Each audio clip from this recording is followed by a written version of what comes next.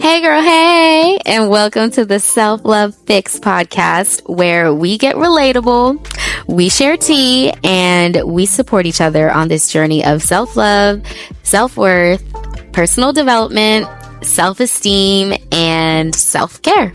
Because why wait until it's too late to start becoming the best version of ourselves? Let's start today. And I'm your host, Beatrice. So let's get into it.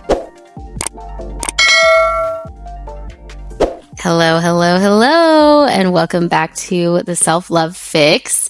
I hope you are doing great as always. And I just wanted to start off the podcast by saying thank you again for the reviews. Some of you are leaving some really heartfelt, deep reviews, and it's just so heartwarming to read. Like, I love reading them, and it's helpful for other people too, for people who are trying to see if this podcast is for them or not. And honestly, just hearing that it is working for you, it is helping you out, it's amazing. It's amazing to read. And I really appreciate everyone who has left a review. And if you haven't done it already, please feel more than free to leave me a review, and rate the podcast. I'd really appreciate it. I hope that last week's episode kind of maybe gave you some motivation, got you back into doing whatever project or completing whatever project you wanted to complete. And if you didn't know, the last week we were talking about procrastinating, lack of consistency, and lack of drive, and just kind of why we end up in that state and what we can do to get out of it. Because it's rough. It's really rough. If you've been there, you know, it just feels like you'll never get out of that rut. But it's nothing but a rut. You know, it's a short kind of just time where you have to decide if you want to stay and be the same and do the same things, or you want to get up and make something of your dreams and your aspirations. So, but I know it's tough. So this week we're going to take a completely different turn and talk about a topic that I've been wanting to talk about for a while. And this topic is, don't chase him if he doesn't want you. Let me start off by saying this isn't going to be one of those podcasts where I talk about don't chase men should chase you. You know, like, that's not the message here. In fact, if you want it, go and get it. I think, like, in every situation, it really just depends on how you feel and how they feel in terms of, like, who pursues who or whatever. I'm really not about that whole sit and wait for somebody to come for you. If you want to go and get them, get them. If you want to wait. You know what I mean? Like, it's totally up to you. This is more so talking about how we shouldn't feel like we need to chase something or someone that doesn't want us back. And a lot of times, we feel shame for it. Or people even shame us for it, for trying to chase somebody who is clearly, like, not that into us. And this podcast isn't about shaming you. Instead, it's about helping you see why this pattern ends up hurting you more than anything. Because I feel like there's just enough shame, especially on social media, about this. Because there's levels and layers to this. There's reasons why people chase people who don't want them back.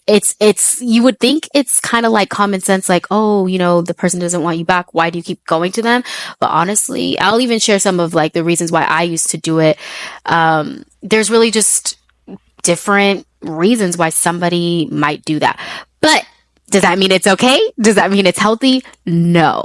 But we're going to talk more about it and figure out how we can go from a place of longing for and chasing, you know, a guy who is just not that interested in you, to only giving your attention and affection to people who actually deserve it.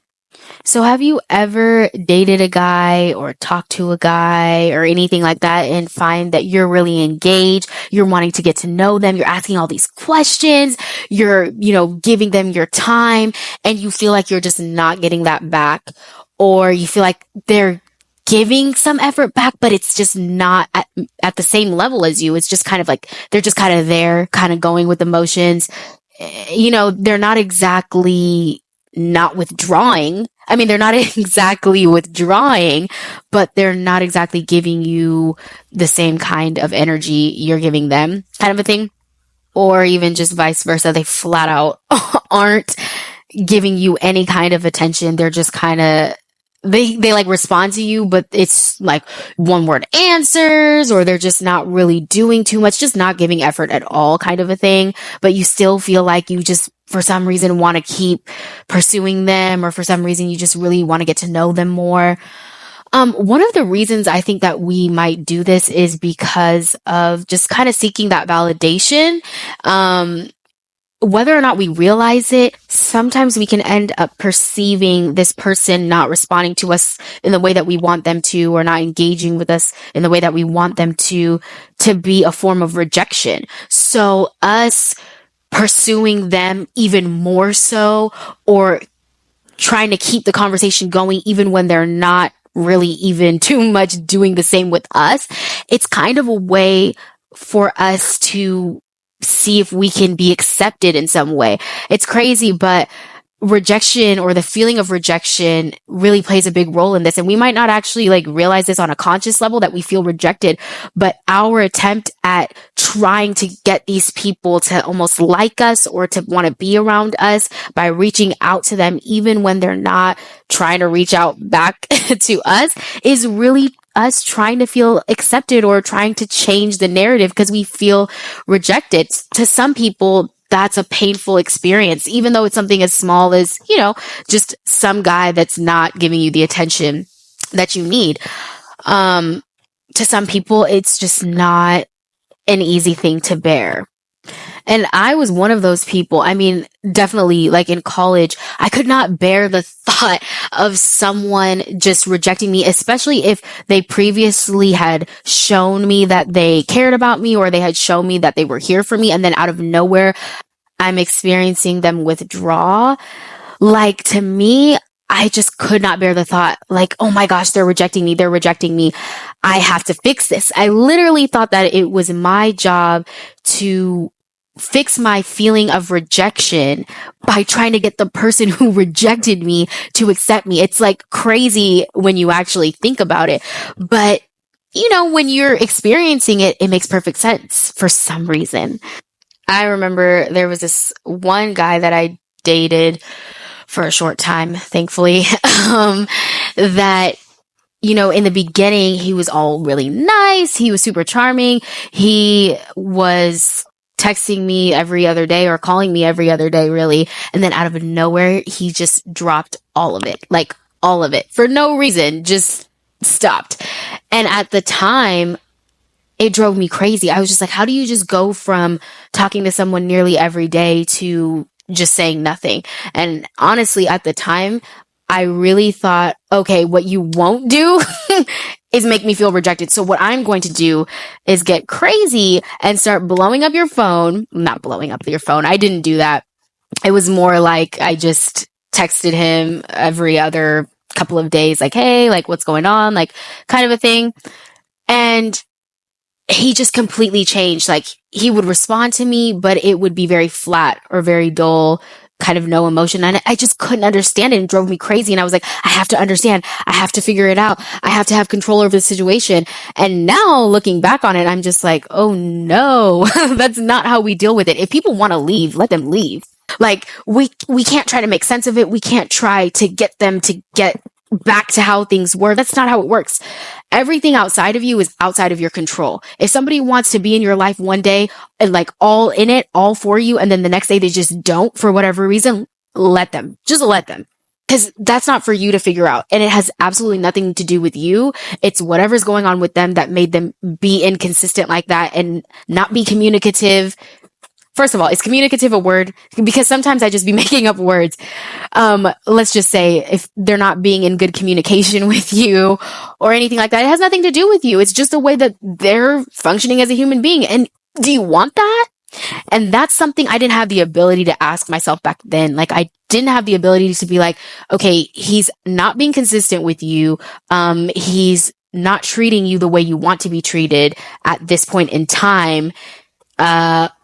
Let's leave him alone. He's not worth it, right? I couldn't I couldn't have that ability to really say those kind of things to myself back then because I didn't have like the clarity and the, I guess, sense of self-worth and self-love that I do now. Cause it's a process. This whole thing is a process. So please don't beat yourself up either if you haven't gotten to this point because it takes time. Like, I want you to know that if you're on the other side where I was, like that person I'm describing who I was not too long ago, you know, it takes time. I was there too. And you can get to a place where you can be like, you know what? If you want to play games, play games. Go ahead, keep playing. Play all day, Monopoly. I'm not going to play with you, kind of a thing, you know? It just takes time. And honestly, if you're in a place where you're recognizing, maybe, just maybe, this person is no longer interested in me and I should just move on and find somebody who is interested in me and somebody who will meet me where I'm at. If you can even do that much, if you're starting that thinking, you're already doing so good for yourself because a lot of people can't even get to that place. So clap for yourself. Just go ahead, clap for yourself right now if you're even in that place. Doing the action to actually avoid this person is just another hurdle, just another hill that you'll also get over. So sometimes what ends up happening when we chase somebody who doesn't really want us back or is just not that into us is sometimes we end up settling and thinking, I know how I can get him to want me, or I know how I can get him to be interested in me again. Is sometimes we end up thinking, if I sleep with him, maybe, just maybe, then he'll want me back. That's for sure going to work. You know, sometimes we think if I just get him in bed and give him something that he wants, then maybe it might work in my favor. Maybe I can kind of trap him. Or maybe I can kind of keep him there. And there's absolutely no shame for people who, you know, just want to have casual relationships, casual situationships. Is that something I'm interested in? No, but that's just me. If that's something you're interested in, cool. But what I'm saying is sometimes you're actually genuinely interested in getting to know a person, but they're just not really vibing with you in the way that you want them to. They're not giving you the attention that you need them to, or they're just not meeting you at your energy level. They're just not acting as interested in you as you would like them to be.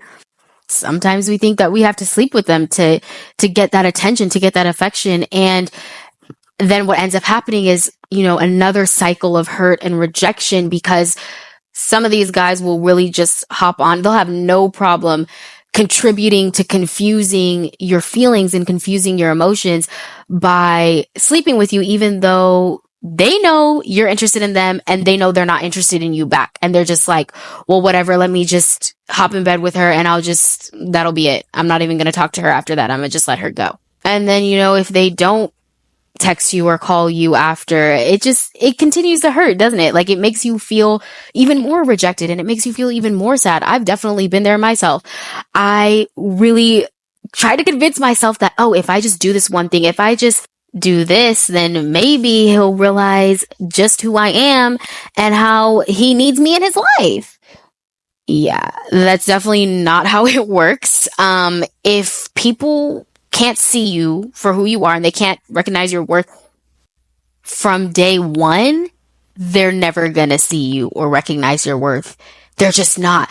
That's just how it is. And I really did not realize that at the time. I had done this to myself over and over and over. I really convinced myself that this was how I could get men to accept me. And it took me quite a while to realize that I don't have to do acrobats, bend over backwards and do a performance for somebody to recognize who I am and recognize my worth and recognize that I'm worthwhile and worth spending time with.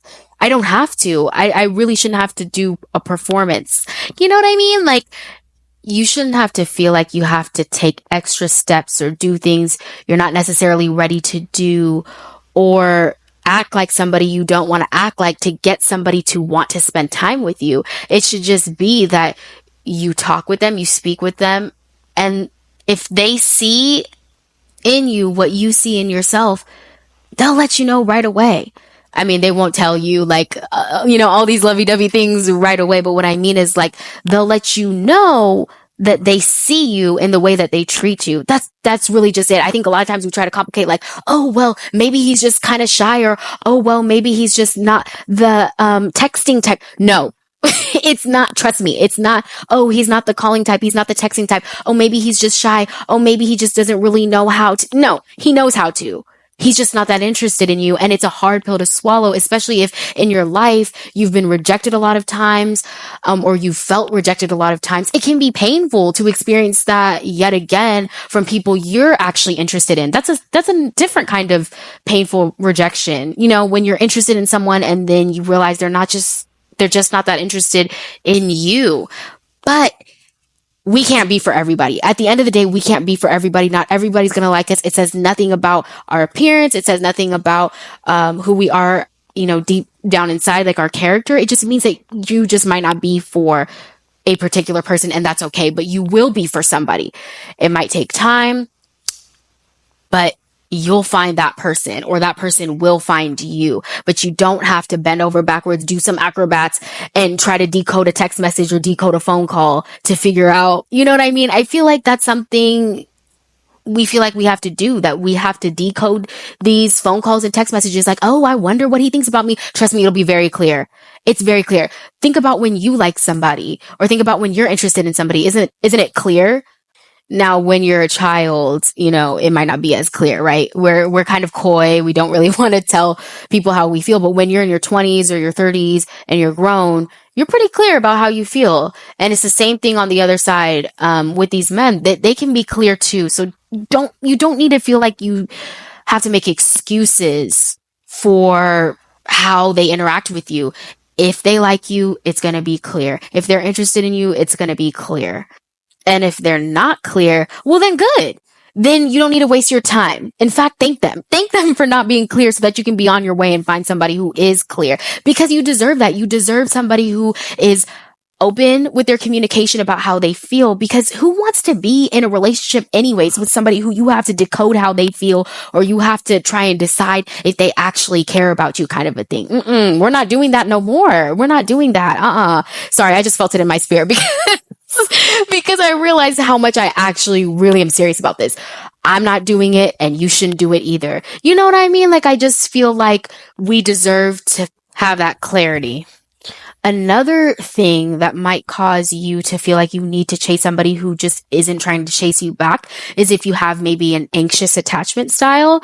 I'm not a psychologist. I just want to put that out there. I am not a psychologist, but if you didn't know, our attachment styles form when we are babies, and basically our attachment style is something that we develop based on the environment that we grew up in. So if your parents or your caregivers weren't consistent in the way that they, you know, gave you affection, attention, or the way that they responded to you when you were scared or afraid or fearful, or, you know, any of those kind of emotions, one of the things that can happen to you is you can form an anxious attachment style, which is when you meet people, whether it's friends or it's people that you are interested in romantically, you can get attached to them like that, like within an instant, as in you feel like they're the love of your life. If we're talking romantic partners, or if they are your friends, you can feel like, oh my gosh, this is my best friend. I know I've only known you for 5 minutes, but I feel like you're my best friend.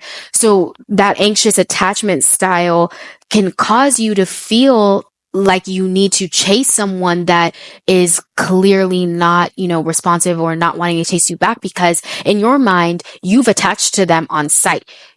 Because that's your attachment style. You've attached to them on sight. And so when they reject you or they're not attaching back, you feel like, oh my gosh, this is disrupting what I thought I knew. I need to have them in my life, because if I don't, I'm going to lose it because I am attached. So this is all happening in the subconscious. You're not aware of this, because I'm sure you're not walking around like, oh, I have anxious attachment style. I need to make sure, you know, I'm sure you're not thinking that in your mind, but it's all in the subconscious. So that might be a reason. Again, I'm not a psychologist. This is just from my own experiences and my own observations. I used to have anxious attachment style. I'm talking within 10 minutes of meeting a guy, I would just be like, I'm going to marry him. I mean, it was pretty ridiculous. It was pretty ridiculous, but it's a part of my story. It's a part of who, you know, I used to be, and I'm always growing and developing. And it's not your fault. If you have an anxious attachment style, it makes life difficult, but it's not your fault. And it's something that therapy can definitely help with. It helps me out tremendously.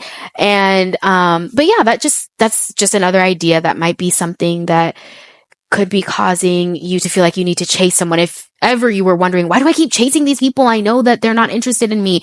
It might just be because you have anxious attachment style. Again, not a psychologist. I would definitely talk to one though about that if you feel like you might have that going on, or do some research even online. But I think I got a little sidetracked there. I was trying to say earlier, if I could give any advice, I would just say that someone not wanting you back is not a form of rejection. I know it feels like it. I know it kind of feels like a blow to your ego, but trust me, we can't be for everybody, and somebody out there is for you, and this person just might not be it. And even if it happened 10 times in a row, it doesn't mean there's anything wrong with you as an individual. It doesn't mean that you're a bad person or just not a lovable person. It just means that you weren't for those people. And I just really want to drive that home, because I don't know about you, but there was a time where I would literally think to myself, okay, if 5 guys in a row don't like me back, it must be me. There's something wrong with me. And granted, I did have some, of my own emotional issues to sort through, but it's not that I wasn't attractive, or it's not that I wasn't capable of being a good partner. It's just that those people just weren't that into me. And I'm not going to spend my energy or my time with people who are just not that into me when there's people out there who are just that into me. You know what I mean? And I just hope the same for you. I hope that you can keep that same energy. I think that's what the kids are saying. I love how I say the kids when I think I still am a kid. I'm 24, but I just want you to keep that same energy, and don't think that you need to settle for somebody who's not even interested in you. This life is way, way, way, way, way too short to be entertaining people who are not that interested in you. It doesn't make sense. 2 + 2 = 4. And in that equation, that doesn't make sense. You know what I mean? Yeah, you probably don't know what I meant right there, because even I don't know what I meant there. But what I'm trying to say is life is way too short to be messing with these people who don't like you back when there's so many who will. Just takes time. All right, that wraps up our episode for this week. Thank you so much for listening and tuning into the Self-Love Fix, and I will see you next time.